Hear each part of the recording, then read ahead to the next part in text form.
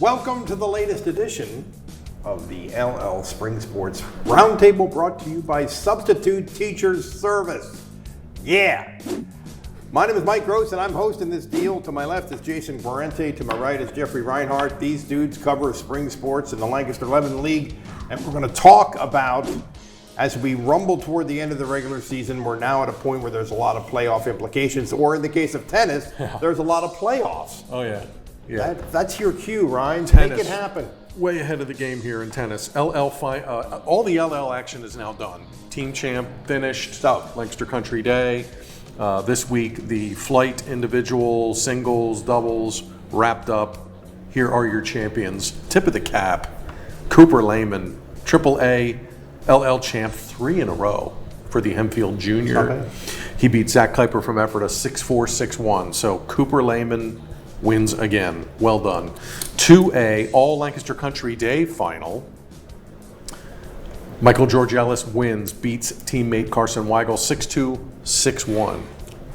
Then in the doubles, George Ellis and Weigel team up in 2A doubles, flight 1, and they beat two other teammates, so it was an all-country day. That's weird. Doubles championship.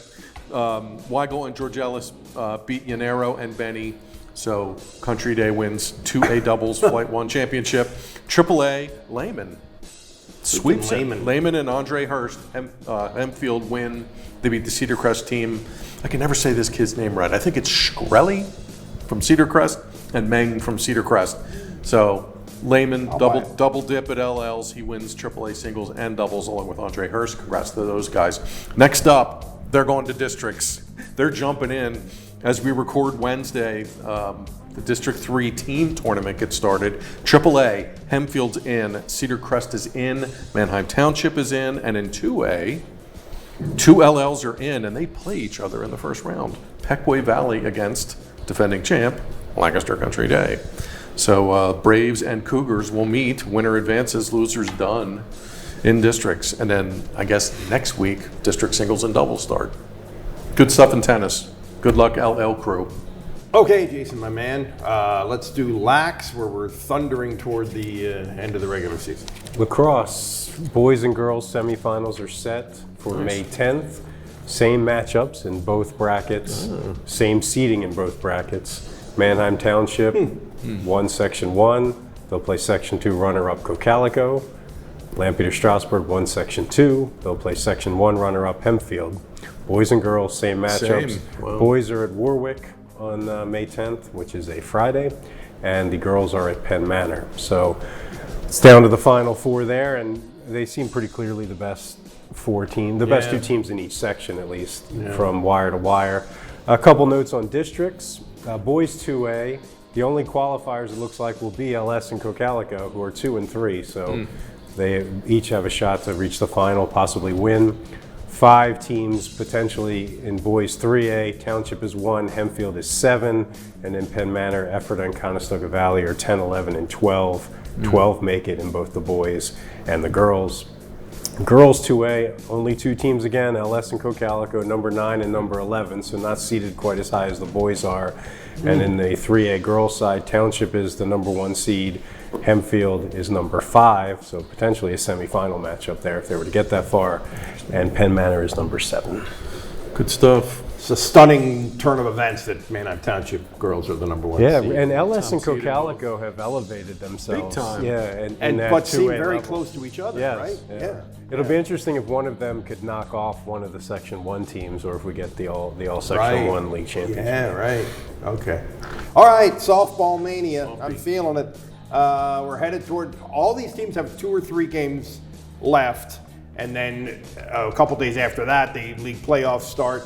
Last week we talked about the game of the year in Section 1, where Hempfield won that extra inning walk-off game. Well, a couple days later, Warwick beat Hempfield 14-4. So that's been a theme this year in baseball and softball. So those 2 teams are both 10-2 in the section. They're done playing each other. They all have winnable games remaining. So that's, it's going to be one of those 2, but we don't know who's going to win the section. They're both going to make league playoffs, and Warwick Township, Hempfield, Penn Manor, all in districts pretty comfortably. In Section 2, Solanco rolling 11-1, run differential 192 to 27. Wow. Slow game. So they have a 2-game lead over E-Town, and Ephrata has 5 losses. E-Town has 3. So that is pretty set as far as their, Ephrata could still, obviously mathematically still do it because they have 3 games left, but we'll see. Section 3, Donegal 11-1, 16-1 overall. Wow. Run differential Here it comes. 232 to 16. They played 17 games and given up 16 runs. How about that? How many runs is that a game? I can't do math Yeah, off the top of my head, but 200 runs in 17 13 games? plus. Oh my God. Insane. Elko is 8-4. The section title's locked up for Donegal, essentially. Elko 8-4, Central 7-5, and they play each other Friday. That will determine. If they have to go to tiebreakers, let's not even go there. Anvil Clayona in Section 4. Anvil Clayona has really had a great year, and they're now they're 12-1, 14-2. Donegal Northern Lebanon 10-1. So they're tied in the loss column, but obviously Anvil has more wins. They play each other at Anvil on Monday, and obviously that will be very, very decisive. Anvil is the number 1 seed in districts in 3A. Northern Lebanon is number 3 in 4A.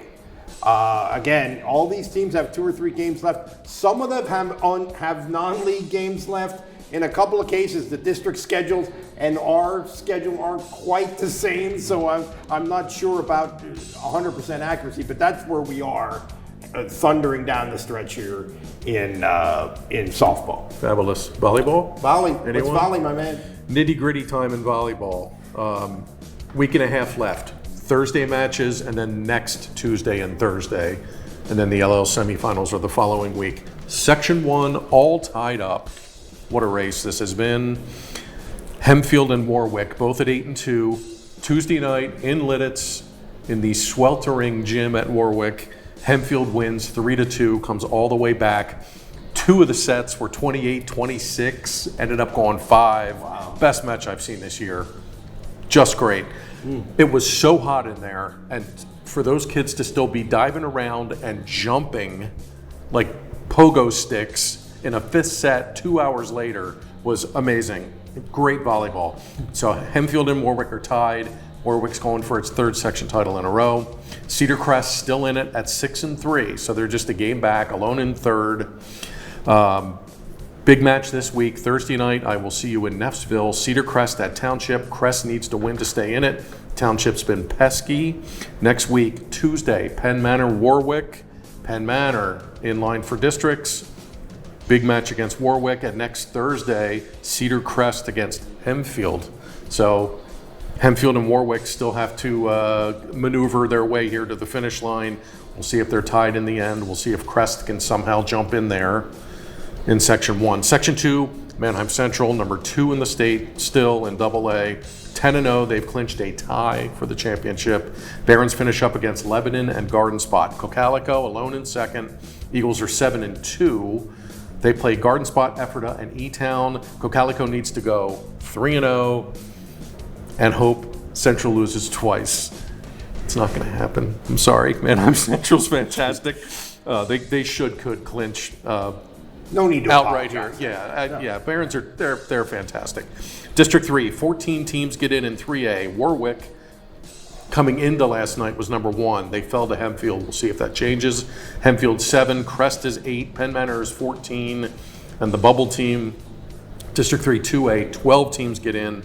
Manheim Central's 3, Cocalico's 6, Mennonites 8, Linville Hill Christian. A dynasty. They are. A superpower. They're 10th, and A monolith. Northern Lebanon, the independent, which will join the LL next year, is at number 12, and they would be in. So a lot of jockeying here with a week and a half to go in volleyball. Jason, track, kind of calm before the storm time in track. Where are we at here? Last weekend, 2 big invitationals. The Seifrieds Open at Millersville. 2 notable results there. Oleana Orovitz of Solanco, long jump 18.7 1/4, which is quite far. I believe 6th all time in the LL. Wow. Broke a school record, obviously number 1 in the LL this season. Also broke a meet record. And Genesis Castro in the discus 139.2, which vaulted her into first in the LL, and that's, I believe, 5th or 6th all time, and was a McCaskey school record there. Wow. So those were the two biggest results from the Cy Fritz Open. Also last Friday was the Lebanon County Championships, which are a big deal in Lebanon County. It's all the LL schools from that county, plus Palmyra, which is quite good at track. They tend to win a lot of individual events. The biggest result there was in the javelin for the boys. Dylan Groff threw 186.3, which is number 1 in District 3, Class 3A, and puts him atop the LL League right now. Aiden Zimmerman from Conestoga Valley is also a contender there, but that was by far the biggest throw of the season in the LL. And Dylan Groff is a Falcon. I'm Cedar Crest Falcon. eager to point out. Yes. Nice. And Proud alumnus. I also wanted to mention Kendall Cooper at Anvil Cleona. She swept the 100 and 200 at the Lebanon County Championships. And sometimes 2A athletes fall through the cracks during the regular season because they're not winning the league championship. Because, I mean, look at some of the sprinters we have in the LL. But she's number 2 in Class 2A in District 3 in both of those events.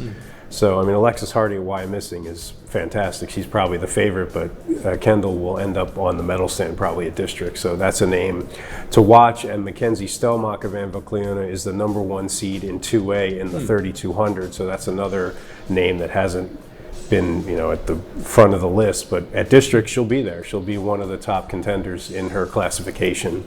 And one last thing, dual meets end on Monday.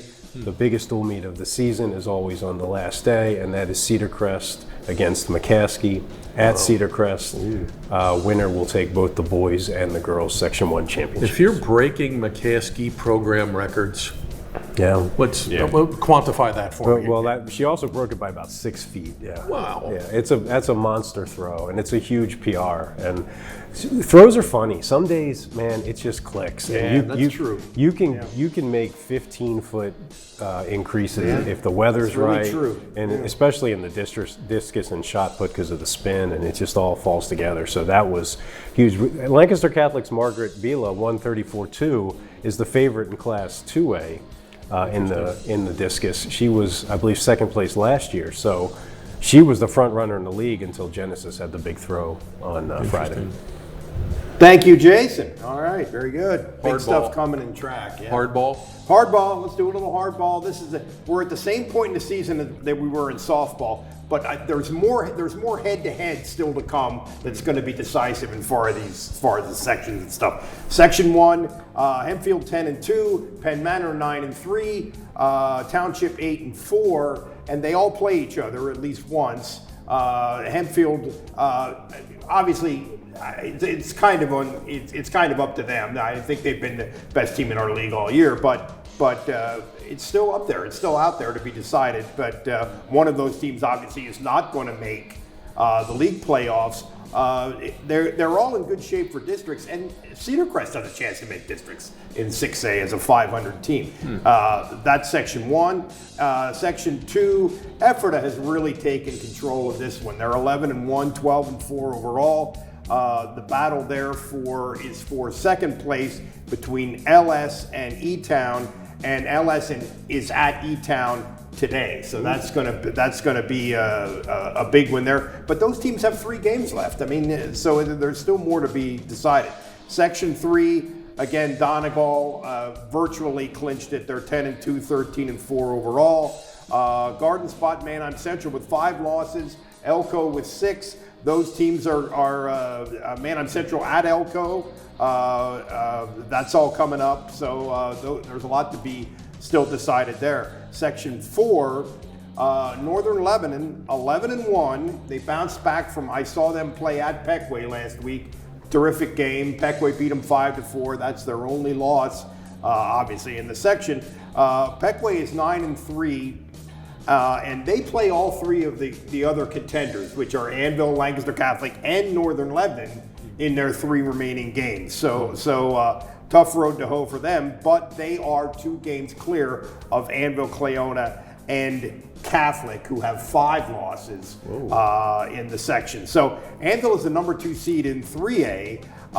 Elko is in borderline in 4A. They're the 11th seed and 10 make it. League playoffs next week. Quarterfinals Thursday, semifinals Saturday at Effortless War Memorial Field, and then the final is the following Monday. I think at the Clip Joint, although that has not, I don't see that written down anywhere. The Barnstormers are off that day. I'm pretty sure it's going to be at the Clip Joint. Jeffrey. No hitter this week?